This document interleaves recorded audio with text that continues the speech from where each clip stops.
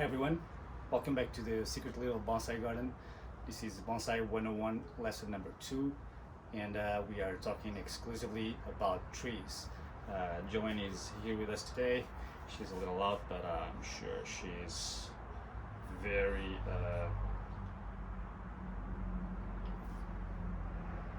very attentive to everything that is going on. As I said, we're talking about trees, and we are going to approach the following topics. We're talking about bonsai words. We'll talk about types of trees. We'll talk where to get your trees, buy, collect, propagation. We will talk about understanding your location and your tree requirements, and ultimately how to choose a tree. Key features to choose a tree from. So let's talk about words we use when you talk about bonsai. Let me show you around the garden. It's going to be a little easier to explain.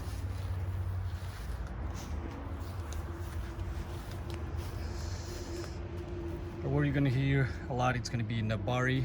Nabari is basically the superficial part of the roots that you can see above the soil. And what you want to do is have an interesting nabari, normally a radial nabari that flares out. Not that this one is awesome, it's not, but it's just to show you how what a nabari is. Or a nabari that it's interesting enough, for example, exposed roots, and this one that has some kind of a different nabari, exposed roots. It gives it some personality.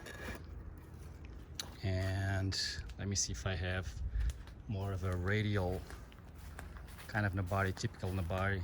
This one is a little hidden, but you can see that it's kind of more of a radial nabari, and this one's covered now. Typically in a Japanese maple, you want to have roots radial, coming all sizes, very nice, complete nabari. It's not the case here, or actually it is, but it's all covered, and I'd rather not touch it now. Another example of a interesting nabari.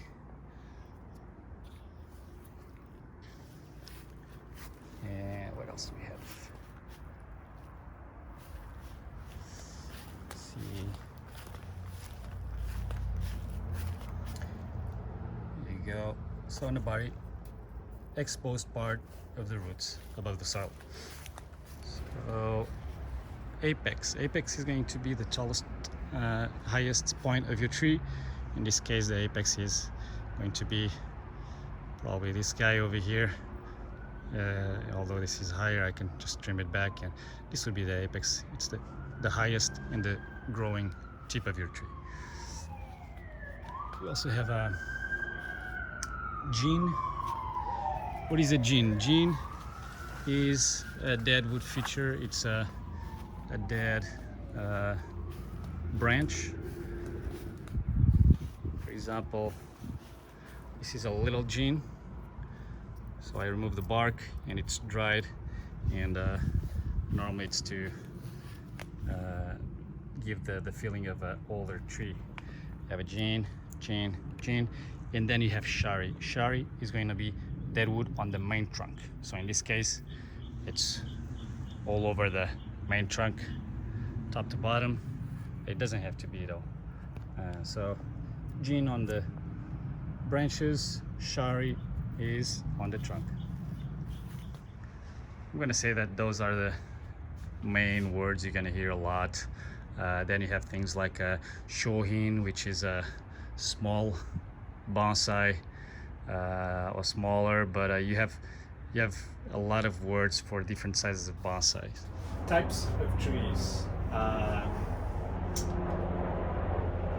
not going to develop a lot, but I'm just going to touch some basics. We have conifers, we have deciduous trees that will lose their leaves in fall and have a flush new growth in spring. I should talk about indoors and outdoors. I don't want to feed a lot of controversy on this subject, but for me there is no such thing as an indoor bonsai, because plants are naturally outside plants. The difference is about the climate in the area, meaning a tropical tree, for example a ficus, is often seen as an indoor tree, but it doesn't mean that it's really an indoor tree that will do very well. It just means that it's tropical, and normally inside your house you'll have more of a tropical climate than outdoors, where the temperature will go very low or very high. And to maintain a healthy indoor bonsai, I don't think it's easy.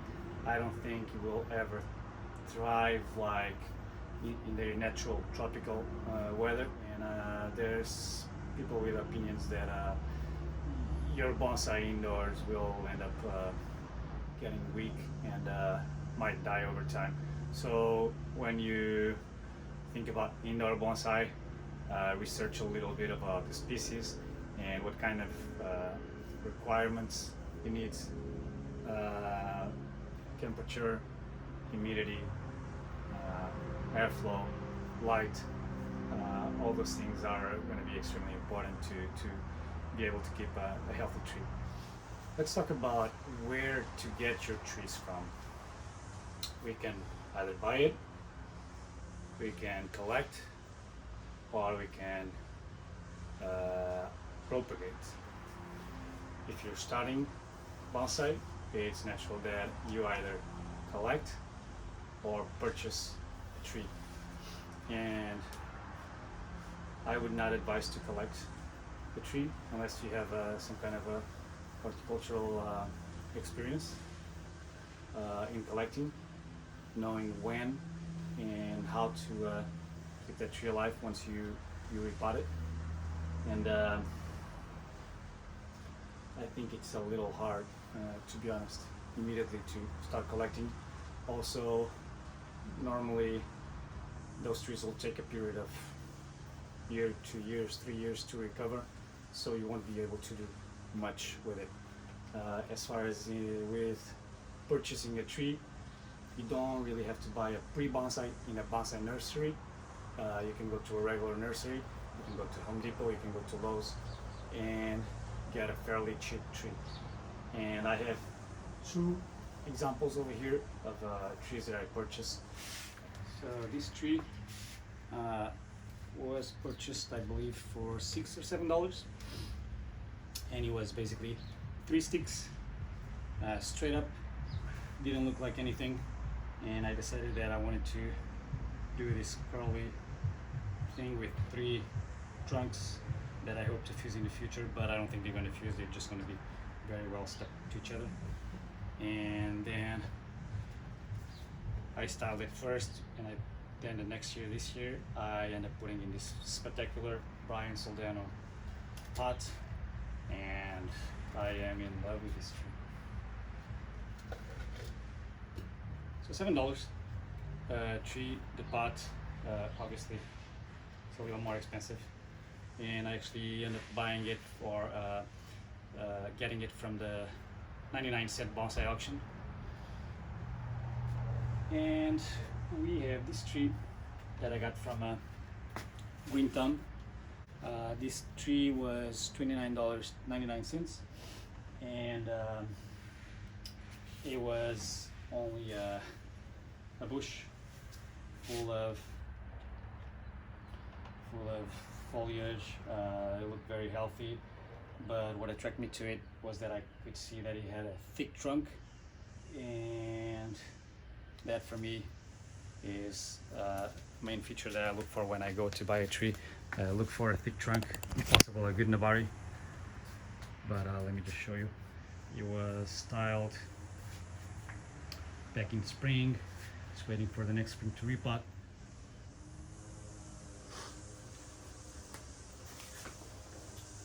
So for me, it's a lot more motivating to buy a tree as cheap as you can, with key features that you're looking for, depending on the style that you want to go for, or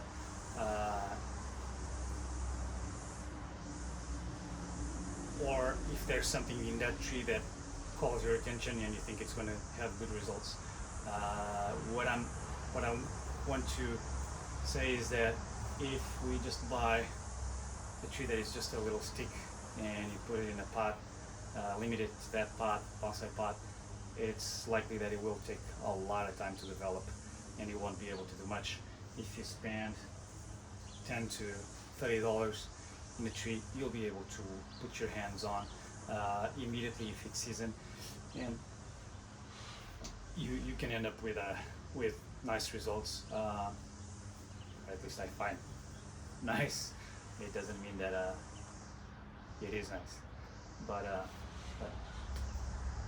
I like what I see.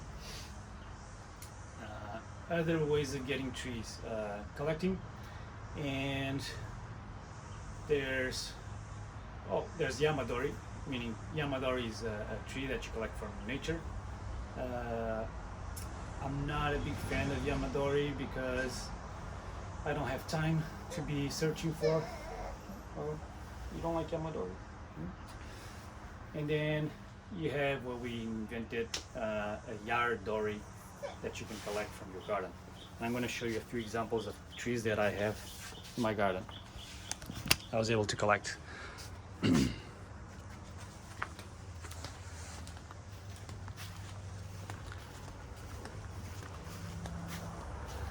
So this tree right here and this tree right here, Chinese elms, were growing in my garden, just like actually in the same place that these ones are that I'm going to show you. It started just like this, and let me tell you that those trees, they are only 1 year old. So in 1 year you can actually have a bonsai looking, although if you take a look at it, they don't look like much right now because I'm letting the branches grow uncontrolled so that way I can get some thickness on the trunk. But the shape is there. I wired them while they were still on the ground, and next year I should have a nice looking tree.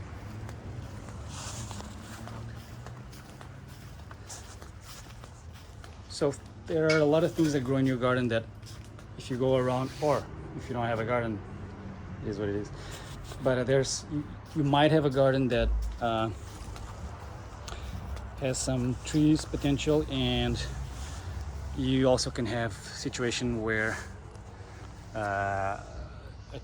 where you had some bonsais before and for some reason the soil got some part of it and you end up with a free gift just like this that grew in this pot without me doing anything. Or the same here, I got another one here, and it's a Chinese elm. Chinese elms are pretty fun. And another one. I also have a grapevine growing just like this one over here.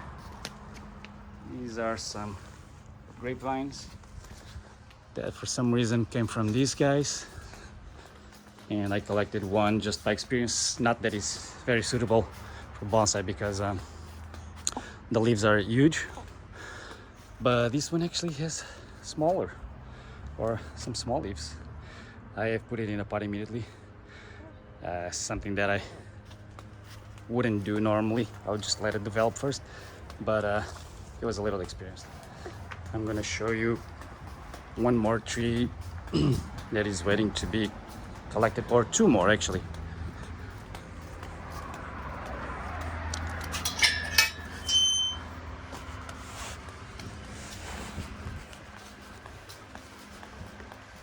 I have a Chinese date tree, and I'm lucky enough to have 2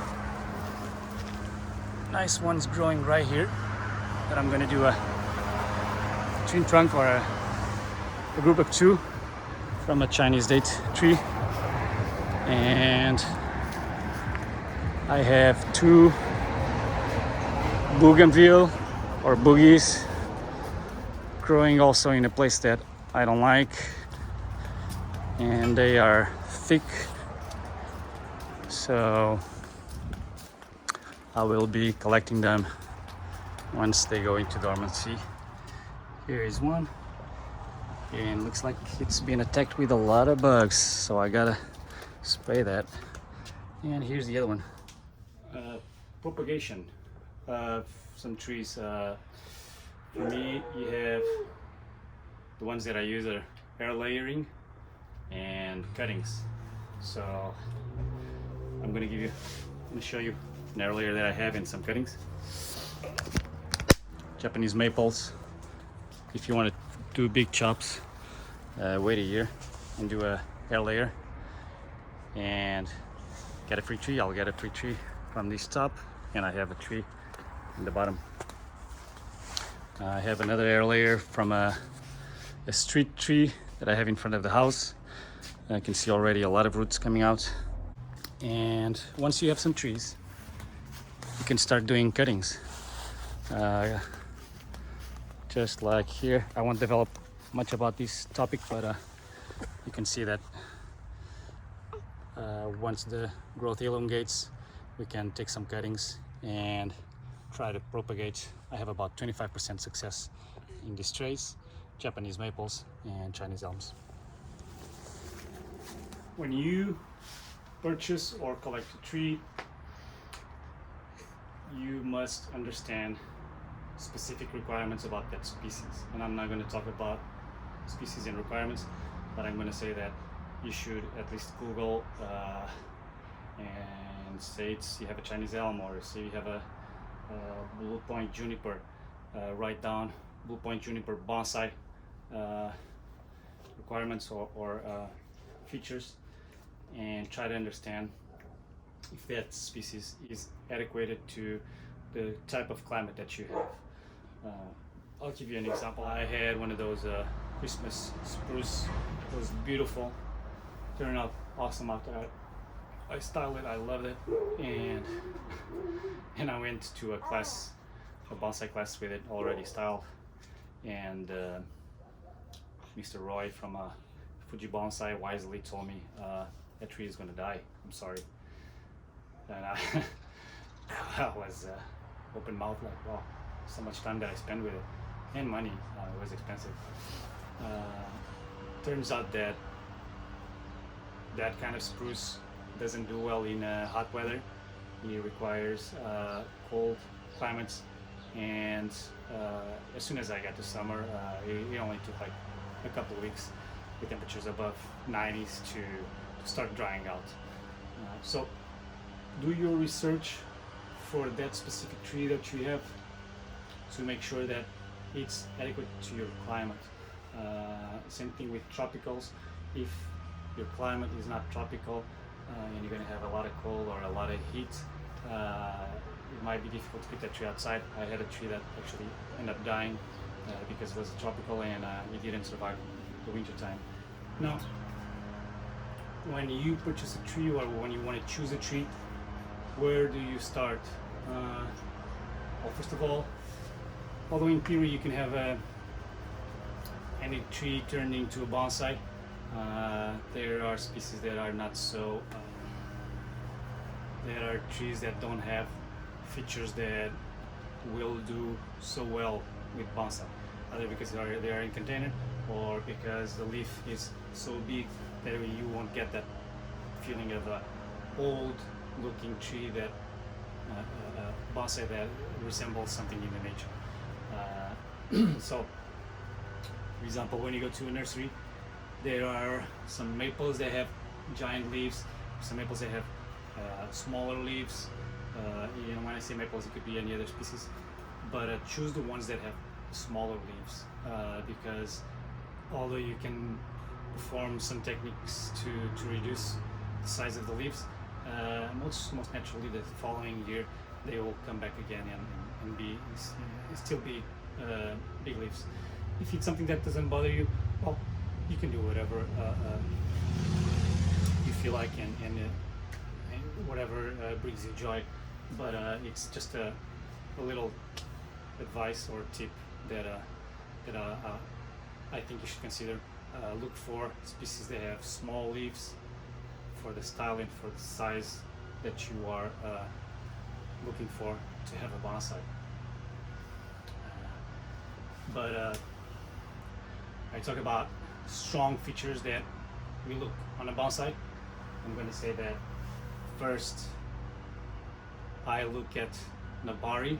I dig in the pot to see if there's a nice radial nabari. Second, I look for thickness of trunk, and this is most likely actually the most important, because sometimes you cannot look at the nabari, and the nabari you can kind of go around it, play with it, somehow expose the roots. But thickness of trunk, it's a given. If you have a thick trunk in that short period of time, you can develop branches and ramification and have a very nice looking tree, as long as the trunk is thick. After that, or actually, obviously, when you look at a tree, look if it's healthy, if the green is green, if it's not burned, if it doesn't have diseases, fungus. You don't want to purchase a sick tree. It's going to take time to recover. I see a lot of people buying those discounted ones on Home Depot in the trash section. Honestly, those trees will take time, 1 year, 2 years to recover, and anything that you do to it will just bring their health down again. I'm sorry, baby. You wanna go? Okay. So, nabari, thickness of the trunk, and healthy. If you have those three, you are ready to move. Joanne is a little upset, so we're gonna finish here today. I will be having another lesson soon, and thank you for watching. You guys have a great day. Be well. Just a side note, yesterday I had a comment that said that if I only have 1.5 years of experience, I shouldn't be doing these lessons. Let me just say that yes, I do accept a critic in some way. I do understand it, but from all the courses that I did, from all the investigation that I did, there was only things that were missing and not so organized. So this is why I wanted to do this, and because it's hard to do a course when you're not a beginner anymore, and you don't remember the struggle that it was to be a beginner, and where to start, where to define a strategy. So thank you. But yeah, I do believe that I don't have a lot of experience, but at the same time I have experience enough to give some guidance to beginners just like me, and hopefully help and share the information that I have. And on the other hand, I'm very open and very honest about it. I know. Let's go. And if I say something that you don't agree with, that you have a different opinion, please let me know. I'm here to learn as well. But yeah, keep in mind that I do this being very open and very clear about my inexperience, and I've been sharing sources of knowledge, people that know, professionals, and giving references of things that you can search, that will find much more information that I can give you. Thank you. Okay.